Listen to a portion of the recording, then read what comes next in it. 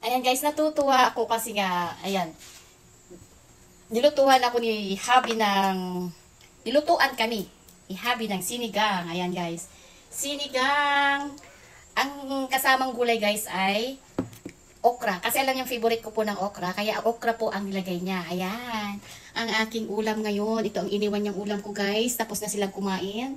Dahil linggo ngayon, walang pasok ang mga bata, kaya nauna na po silang kumain sa akin. Ayan guys, ang iniwan at naiwan na ulam ko guys. Di ba ang sarap?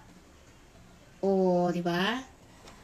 Yan ang asawa ko, proud wife. O, di ba? Nilutuan niya kami ng aming ulam. Sabi niya, proud na proud, sabi niya sa akin, ay, nagluto ako ng sinigang. O, di ba? Alam niyo na yung sinigang. Nilagyan daw niya ng maasim at take note. Ang sinigang niya ay may laurel. Bakit? Kasi daw, ang laurel ay ito yung panglasang Pinoy. Para maglasang Pinoy daw yung kanyang sinigang at magustuhan namin, nilagyan niya ng dahon ng laurel. O, di ba? Tikman niya natin, guys. Masarap nga siya. Ayan. Try natin. Masarap nga, guys. Masarap. Lasang Pinoy talaga yung niluto niyang sinigang. Ayan. O, di ba? Alam pa niya yung favorite ko, guys, na gulay. Nilagyan niya ng okra. Ito, alam niyo yung favorite ko. Iba isang mangkok, iniwan niya sa akin, guys. Oh. Masarap siya. Sabi nga ng anak ko, nakailang rice daw siya. O, diba, marunong magluto yung asawa ko ng sinigang na may laurel. O, kain ho. Sarap. Kahit wala na akong rice kasi madami tong iniwan niya. Sarap ng asin. Sakto. O, diba? Galing magluto na asawa ko ng sinigang. Pilipinong sinigang. Kaya lang ang sinigang niya, guys, ay may laurel. Ayun. Diba? Kain, guys.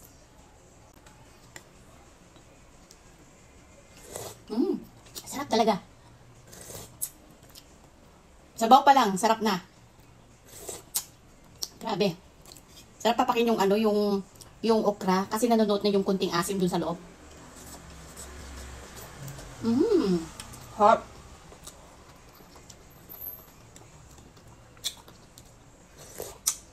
Tara guys, kain tayo.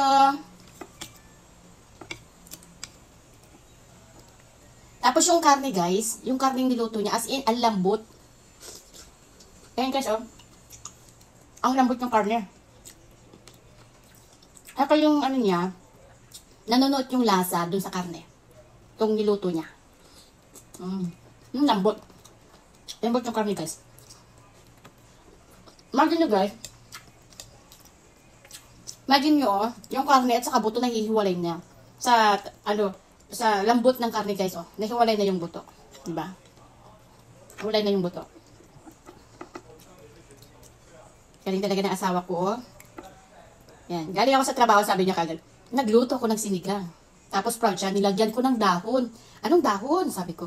Ayan pala, yung pampalasang Pinoy. Sabi niya gano'n. Yan pala yung laurel. Ito yung proud niyang laurel pala nilagay. Sarap guys. Wala guys, kain muna ako ha. Concentrate ko muna kumain kasi ang sarap. Bye muna. Ngayon ako nakatikim ulit ng sinigang. Matagal na po ako hindi nakatikim.